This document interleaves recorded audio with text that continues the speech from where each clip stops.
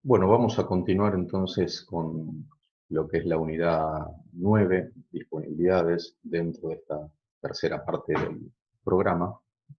En lo que respecta a las disponibilidades, ustedes van a ver que es el rubro más líquido del estado de situación patrimonial. Eh, y para que sea considerado dentro de este rubro, tiene que tener tres características que son bastante restrictivas. Son las que ustedes ven escritas acá: liquidez inmediata, es decir, puedo disponer inmediatamente para su uso, para cancelar una obligación, por ejemplo. Medio de pago, puedo pagar cualquier deuda, justamente porque su poder cancelatorio es ilimitado.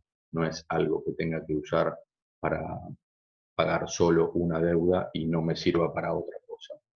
Por eso decimos que el concepto del rubro restrictivo, justamente porque había algunos párrafos, por ejemplo, escritos por Patton, el autor Patton o Peyton, en su libro Manual del Contador, en donde algunos autores interpretan que pareciera que cualquier cosa que uno pueda utilizar para cancelar una obligación podría ser considerado dentro del rubro disponibilidades. Esto no es así, el poder cancelatorio tiene que ser ilimitado. Este, Inclusive tenemos un ejemplo que podemos dar en el año 1989, en la época de hiperinflación de Argentina. El Estado había canjeado ciertos depósitos a plazo fijo que tenía el ente por bonos externos, y con esos bonos externos el ente podía pagar deudas que tenía con el Estado a su valor nominal. Bueno, esto podía cancelar pasivos, pero de ninguna forma podía ser incluido estos bonos externos en el rubro disponibilidades. Por otra parte, habían sido canjeados por plazos fijos que estaban en el rubro inversiones, como ustedes saben. Ya que el plazo fijo es una colocación de dinero temporaria para obtener una renta adicional, no está en el rubro que nos toca ver hoy, con lo cual estos bonos, por más que pudieran haber sido usados para cancelar deudas, de ninguna forma podrían estar en el rubro disponibilidades. Por eso decimos siempre que el concepto de disponibilidad es bastante restrictivo y nos debemos ceñir a lo que dicen estas tres características: liquidez inmediata, medio de pago y poder cancelatorio ilimitado. Ahora bien, si vamos a ver qué componentes están en este rubro, vamos a ver que tenemos, por supuesto, la moneda de curso legal, monedas, billetes que tenemos en la compañía. Por supuesto, también la moneda extranjera, dólares, euros, reales, cualquiera que fuese. Esto constituye el efectivo de la compañía. Luego los saldos en las cuentas corrientes, ya sean en moneda nacional o en moneda extranjera. Saldos en caja de ahorro, tanto sea en moneda nacional como en moneda extranjera. Esto constituyen los saldos bancarios del ente. Cuando hablamos de cuenta corriente y de caja de ahorro, estamos haciendo referencia claramente a los saldos que la compañía tiene en los bancos. Y luego hay ciertos conceptos, como el que ustedes pueden ver, valores a depositar, que son, por ejemplo, cheques que el ente ha recibido, que están en condiciones de ser cobrados, es decir, no están vencidos, pero simplemente se han recibido físicamente en la sede de la compañía y todavía no se ha ido al banco a proceder a su depósito. Entonces, esto es lo que se llama valores a depositar. Físicamente esos cheques en condiciones de ser cobrados están en poder del ente, no depositados aún en el banco. Y después también forman parte de este rubro los fondos fijos, que son pequeñas sumas de dinero que se le entrega a algún responsable para afrontar gastos menores, que su contabilización no vamos a entrar en detalle, pero entiendo la han visto anteriormente. Eh, Hay un responsable que lleva una planilla con su saldo inicial y todos los retiros que van realizando, y una vez que se hace su rendición, los gastos se reponen directamente contra la cuenta banco, quedando la cuenta fondo fijo siempre en el valor establecido. Siguiendo con el tema de la medición del rubro específicamente, vamos a ver que es un rubro que no ofrece mayores dificultades en cuanto a su medición. Ustedes saben que la moneda de curso legal es la moneda de cuenta de la compañía, es decir, la moneda en la cual estamos generalizando todos sus componentes para no sumar kilos con bienes de uso, unidades físicas o con billetes. Así que los saldos en moneda de curso legal están automáticamente evaluados por el valor que está escrito en el billete, y de esta forma no ofrecen, como decía, mayor dificultad en cuanto a asignarle un valor a esta partida al cierre del ejercicio. Ahora bien, cuando tenemos saldos en moneda extranjera, lo que tenemos que tener en cuenta, por supuesto, es convertirlas al tipo de cambio vigente al cierre del ejercicio. Es decir, durante el tiempo que pasó entre la adquisición de esa moneda y el cierre, la variación de ese tipo de cambio se considerará resultado devengado durante ese periodo. Cuando hablamos de convertirla al tipo de cambio, acá siempre en los alumnos se plantea algún tipo de duda en cuanto a qué tipo de cambio usar. Bueno, por supuesto que sin entrar en detalle en la situación actual, hay un mercado oficial por el cual se cursan las transacciones, en donde hay un tipo de cambio comprador y un tipo de cambio vendedor. Lo que ustedes tienen que recordar es que cuando uno llama tipo de cambio comprador o vendedor, que lo pueden ver en diarios, en internet, en todos lados, se refiere al tipo de cambio vendedor del banco y al tipo de cambio comprador del banco, no de la compañía. Entonces, ¿qué tipo de cambio utilizar? Bueno, si yo tengo un saldo de moneda extranjera en existencia, yo tengo que verificar que, como todo rubro del activo, no supere su valor recuperable. ¿Y cuál es ese valor recuperable? Bueno, es el valor que yo voy a obtener si voy al mercado a transformarlo en efectivo. Entonces, si yo voy a vender mis existencias en moneda extranjera para transformarlas en efectivo, el banco me las va a comprar. Entonces me va a tomar el tipo de cambio comprador. Por eso, en general, para los activos se toma el tipo de cambio comprador y para los pasivos se toma el tipo de cambio vendedor. Ahora bien, con respecto a lo que yo estaba comentando, de que las diferencias de cambio se consideran devengadas desde el momento en que tengo la tenencia en la moneda hasta el momento de cierre, esto es cuando evalúo la moneda extranjera a valores corrientes, justamente. Ahora, ¿qué pasa si estoy en un modelo de costo? Bueno, se acepta también que la moneda extranjera se evalúa a su valor corriente, pero en el caso teórico extremo, en donde yo esté en un modelo totalmente rígido de costo,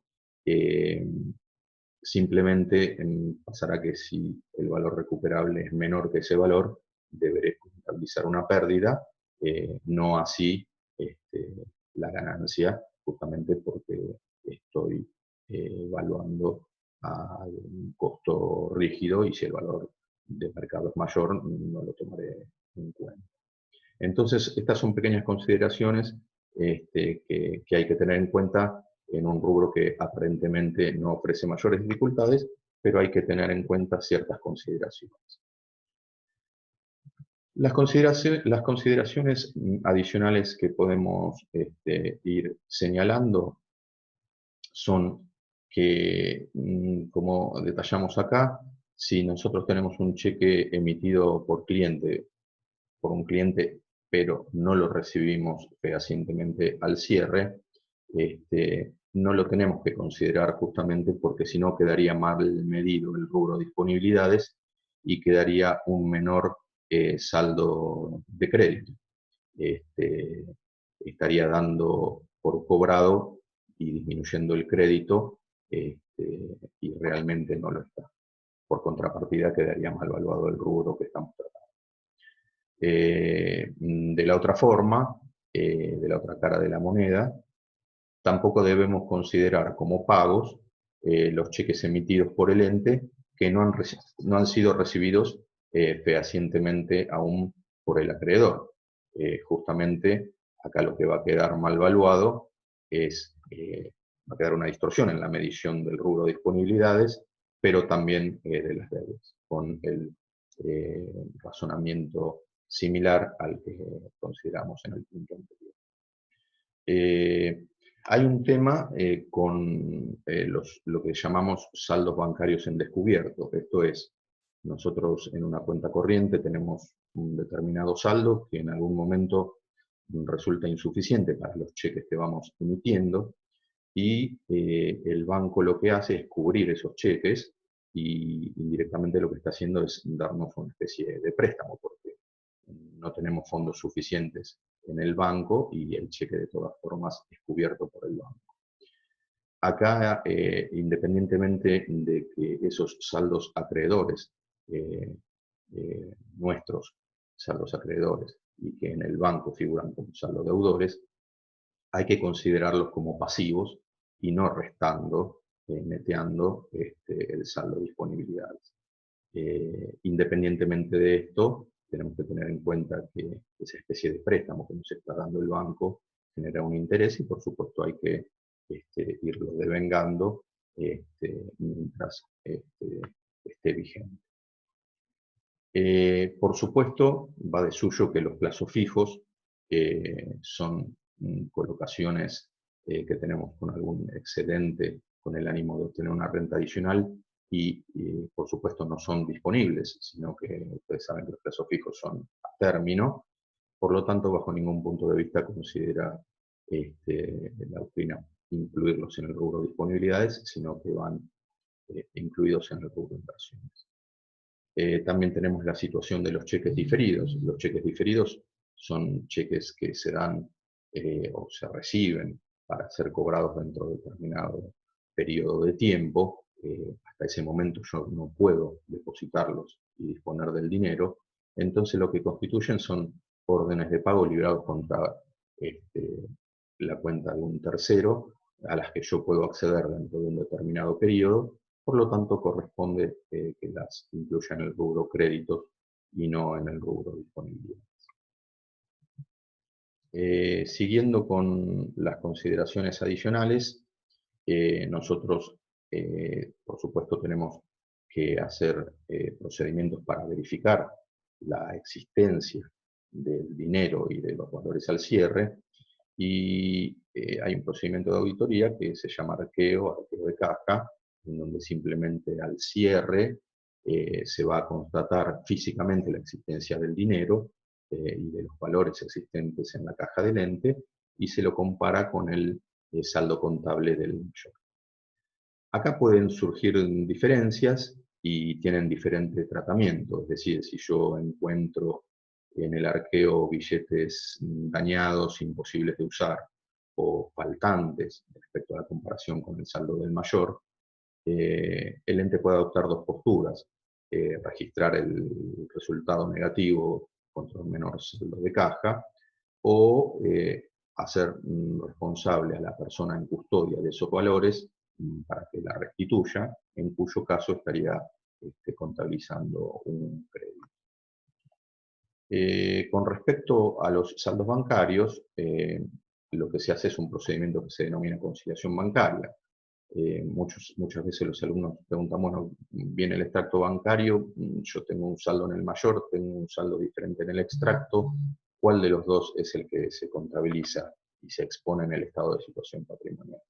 Bueno, acá lo que se hace es un procedimiento denominado conciliación bancaria. Sin entrar en detalles, yo quiero mostrar un pequeño ejemplo, pero supongamos que en el saldo del libro mayor yo tenga un saldo de 1000 y cuando me llega el extracto, que hoy casi ya no llega en papel, sino que lo vemos electrónicamente, el saldo del banco es 800.